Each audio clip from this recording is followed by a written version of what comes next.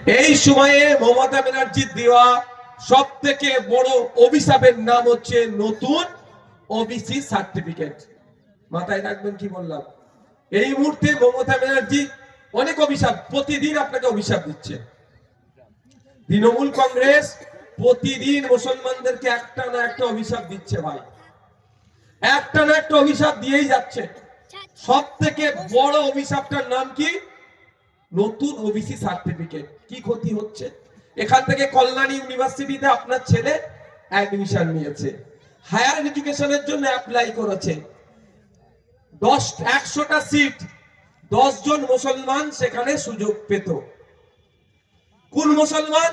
অনগ্রসর শ্রেণীর মুসলমান, অর্থাৎ পিছিয়ে আছে যারা, আর্থসামাজিক ভাবে যে মুসলমানটা পিছিয়ে আছে সে 10টা সুযোগ পেত।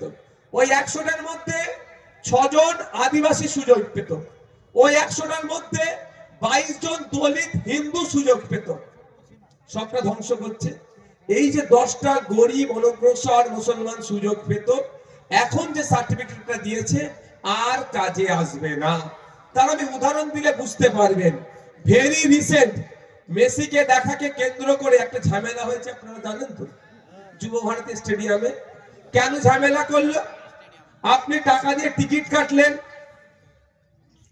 গেটের টিকিটটা দেখালেন, স্টেডিয়ামে ঢুকলেন, আপনার হাতে টিকিট থাকার পরেও আপনি মেসিকে দেখতে পেলেন না, সেই জন্য গুসা হয়ে ঝামেলা করেছে, তাই তো?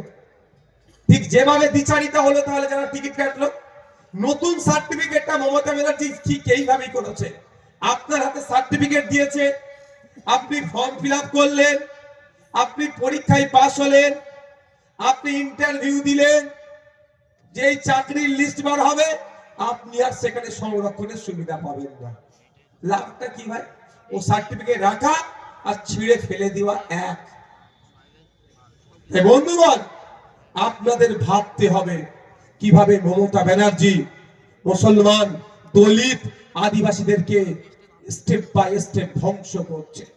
আমরা এখানে বলতে চাই, আমি যাওয়ার পরে তৃণমূলের নেতারা অনেক কিছু গল্প শোনাতে পারে, আপনারা শুধু তাদেরকে বলবেন সত্যিকারের অর্থে মুসলমানদের উচ্চ শিক্ষায় আর চাকরির ক্ষেত্রে মমতা ব্যানার্জি যদি সংরক্ষণ দিতে চায়, তাহলেই রঙ্গনাথ মিশ্র কমিশন তৈরি হয়েছিল সংখ্যালঘু মুসলমানদের জন্য উচ্চ শিক্ষা এবং চাকরির ক্ষেত্রে যে 10% সংরক্ষণের কথা বলেছে সেটা বাস্তবায়ন করা হোক।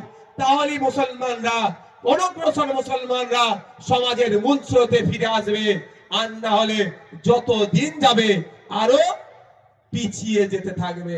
দেখবেন এরা সব কথা বলবে ওই রঙ্গনাথ মিশ্র কমিশনের 10% সংরক্ষণের কথা বলবে না। তাই আমাদেরকে আওয়াজ তুলতে হবে। আর আপনারা যদি আমাদেরকে সুযোগ দেন, আমরা কথা দিয়ে যাচ্ছি 100টা চাকরি হলে প্রকৃত 22টা দলিত ভাই চাকরি পাবে, 100টা চাকরির মধ্যে প্রকৃত আদিবাসী ভাই 6টা চাকরি পাবে, 100টা চাকরির মধ্যে যেভাবে ওবিসি বিল নামে আজকে নাটক চলছে এটা বন্ধ করে দেওয়া হবে। প্রকৃত ওবিসি যারা, প্রকৃত অনগ্রসর যারা, সে চাই হিন্দু